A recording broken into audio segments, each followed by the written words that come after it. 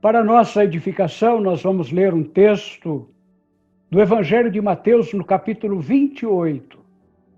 É um dos textos bíblicos que narra a ressurreição do Senhor Jesus. Evangelho de Mateus, capítulo 28, os 10 primeiros versículos. O texto bíblico diz assim: depois do sábado, no domingo bem cedo, Maria Madalena e a outra Maria foram visitar o túmulo. De repente, houve um grande tremor de terra. Um anjo do Senhor desceu do céu, tirou a pedra e sentou-se nela. Ele era parecido com um relâmpago, e as suas roupas eram brancas como a neve. Os guardas tremeram de medo do anjo e ficaram como mortos. Então, o anjo disse às mulheres: não tenham medo. Sei que vocês estão procurando Jesus, que foi crucificado, mas ele não está aqui. Já foi ressuscitado, como tinha dito. Venham ver o lugar onde ele foi posto. E agora, vão depressa e digam aos discípulos dele o seguinte: ele foi ressuscitado e vai adiante de vocês para a Galileia. Lá vocês vão vê-lo. Era isso o que eu tinha a dizer para vocês. E elas foram embora depressa do túmulo, pois estavam com medo, mas muito alegres, e correram para contar tudo aos discípulos. De repente, Jesus se encontrou com elas e disse: que a paz esteja com vocês. E elas chegaram perto dele, abraçaram os seus pés e o adoraram. Então Jesus disse: não tenham medo. Vão dizer aos meus irmãos para irem à Galileia, e eles me verão ali. E nós destacamos especialmente o versículo 8, que vamos ler novamente. Ele diz assim: as mulheres foram embora depressa do túmulo. Elas estavam com medo, mas tomadas de muita alegria. Que o Senhor nos abençoe na meditação deste texto da sua palavra. João Dias de Araújo foi um pastor presbiteriano que viveu entre 1930 e 2014. Ele nasceu em Campinas, estudou no Instituto José Manuel da Conceição, aqui perto de Osasco, em Jandira. E no ano de 1973, ele participou de um simpósio que tratou da seguinte pergunta: quem é Jesus Cristo no Brasil? E procurando responder a essa pergunta, quem é Jesus Cristo no Brasil, o reverendo João Dias de Araújo afirmou que uma das características mais marcantes do Cristo brasileiro é o fato de, na maioria das vezes, ele ser apresentado como morto. E contribuiu para isso a larga difusão em nosso meio dos crucifixos. Os crucifixos estão por toda parte em nosso país. São usados nos colares e dependurados nas paredes das casas. Estão nas cabeceiras das camas e nos leitos hospitalares, nas escolas, nas repartições públicas, nas igrejas, nos palácios do governo. E de ver tantos crucifixos, muitos brasileiros conservam na mente a imagem de um Cristo morto, de um Cristo preso no madeiro, de um Cristo impossibilitado de agir, de um Cristo derrotado pelas forças do mal. Na verdade, são muitas as pessoas que dão mais ênfase à paixão, ao sofrimento e à morte de Cristo do que à sua ressurreição. E diante dessa realidade, nós temos de perguntar: será que é isso que a Bíblia nos ensina? Será que o Cristo bíblico é o Cristo morto? Nos evangelhos, o destaque é para a morte ou para a ressurreição de Jesus? E para nos ajudar a responder, nós queremos recordar aqui um texto precioso, escrito por Raquel de Queiroz. Ela não era evangélica. Ela foi a primeira mulher a ser eleita para a Academia Brasileira de Letras no ano de 1977. Trata-se, pois, de uma figura marcante da literatura brasileira contemporânea. E o texto de Raquel de Queiroz sobre a ressurreição é comovente. Nós vamos lê-los para os irmãos e as irmãs. Diz assim: se eu tivesse uma filha, punha-lhe o nome de Aleluia. Para mim é a palavra mais bonita de todas as línguas, clara, alegre, feito sacudir de uma campainha de prata. A minha mais distante relação com Aleluia foi há muitos anos, lá em Belém do Pará. Eu era muito pequena, acabava a Semana Santa, e meu pai me levou para ver o romper da Aleluia, lá na Basílica de Nazaré. E a princípio, a igreja estava sombria, o altar estava coberto com um pano preto, e a voz do bispo e dos acólitos era tão triste que apertava o coração. Mas, de repente, o bispo fez um grande gesto. Arrancaram o pano preto do altar, rompeu o órgão lá em cima, rompeu a banda de música no átrio, e os sinos repicaram, e a igreja ficou cheia de um revoar de pombas brancas. Eu, menina desacostumada a igrejas, eu não esperava por aquilo. Agarrei forte na mão do meu pai e perguntei assustada: papai, o que foi que aconteceu? Ele curvou-se para mim e disse apenas: Cristo ressuscitou. Acho que aquela palavra do meu pai criou dentro de mim uma realidade, representou talvez um testemunho. Ficou dentro do meu peito a afirmação da presença semeada por ele. Cristo ressuscitou.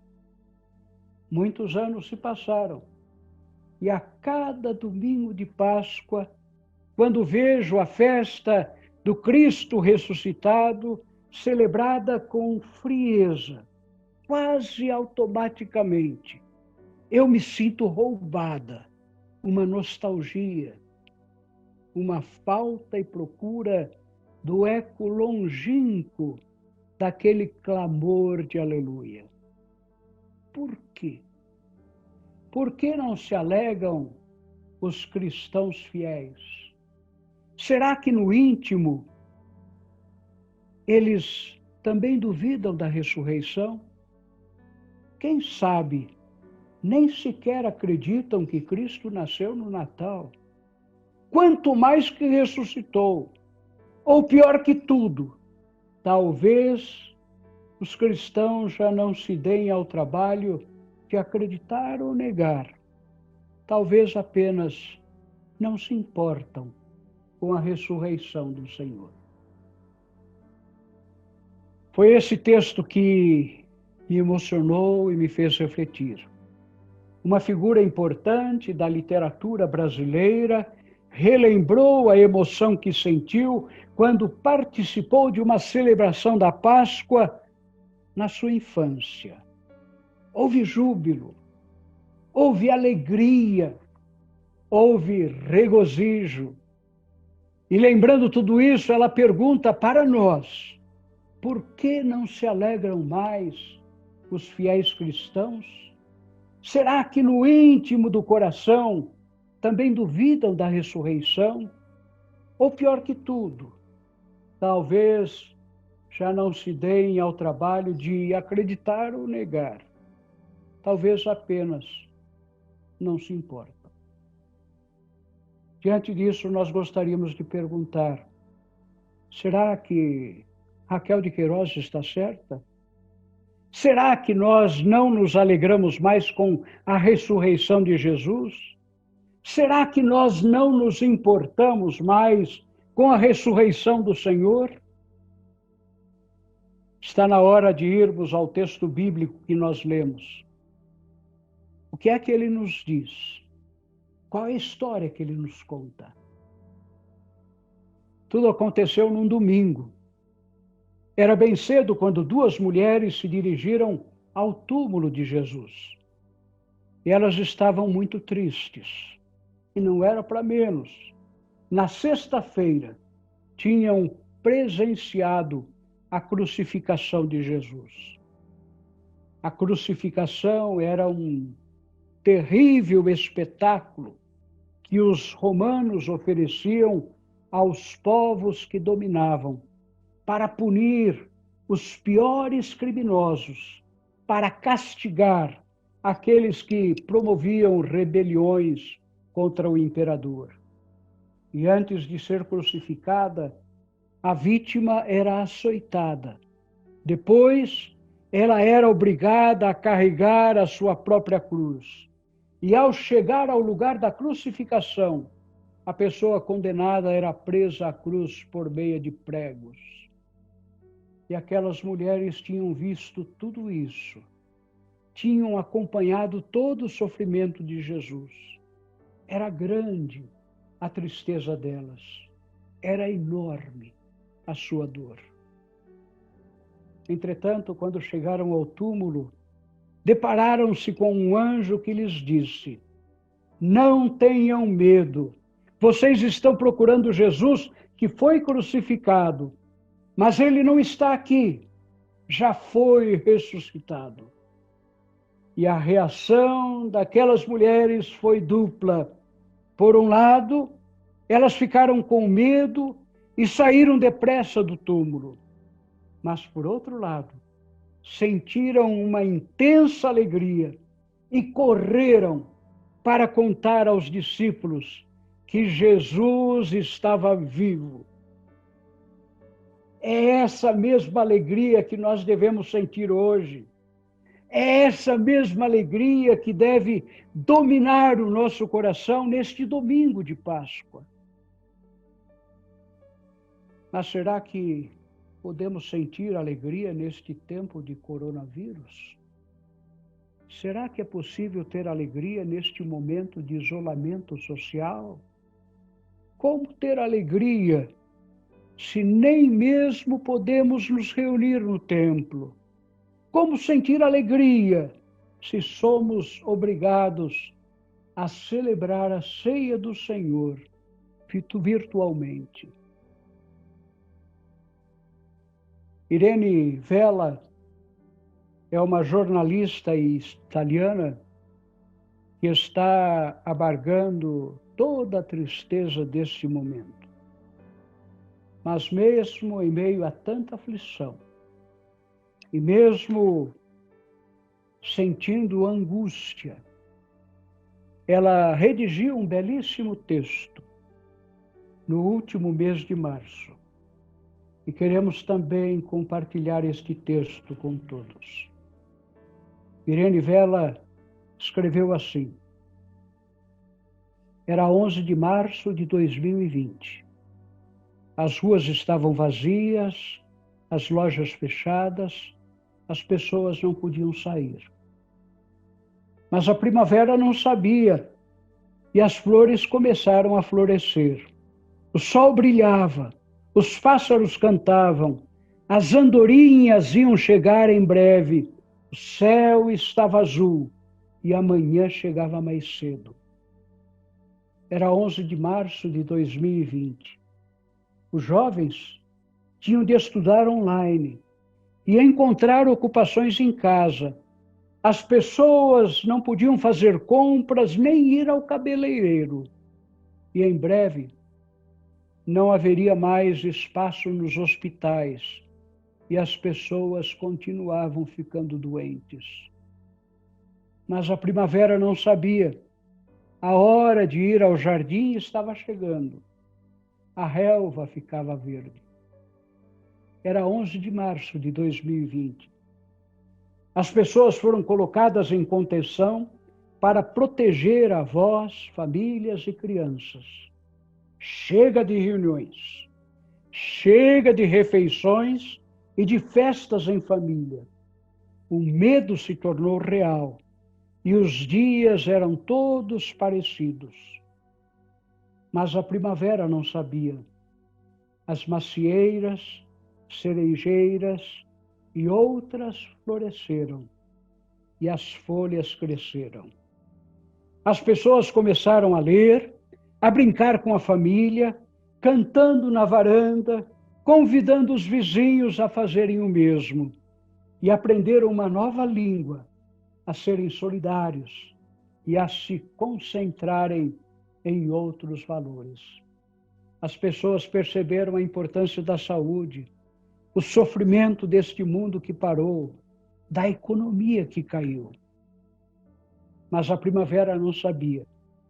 E as flores deram seu lugar para as frutas, os pássaros fizeram ninho, as andorinhas chegaram. E então o dia da libertação chegou. As pessoas ficaram sabendo pela televisão que o vírus tinha perdido a batalha. As pessoas saíram para a rua, cantavam, choravam, beijavam seus vizinhos, sem máscaras, nem luvas. E foi aí que o verão chegou, porque a primavera não sabia. Ela continuou lá apesar de tudo, apesar do vírus, do medo e da morte. Porque a primavera não sabia, ela ensinou às pessoas o poder da vida. Aí está, na Itália, um dos países mais fustigados pelo coronavírus. Uma jornalista foi capaz de sentir a alegria com a chegada da primavera. E porque a primavera não sabia, ela celebrou a esperança. Mas nós temos uma razão maior para sentir alegria e para ter esperança. O motivo para sentir alegria e para ter esperança é o mesmo motivo daquelas mulheres que foram encontrar com Jesus no seu túmulo. Jesus não está morto. Jesus foi ressuscitado. Ele está vivo. Ele caminha conosco no vale da sombra da morte que estamos atravessando. Tenhamos paz. Tenhamos alegria. Tenhamos esperança. É domingo de Páscoa. Jesus está vivo. E somente nele nós também temos vida. Somente nele nós temos alegria. Nele, tão somente, nós temos esperança. Amém.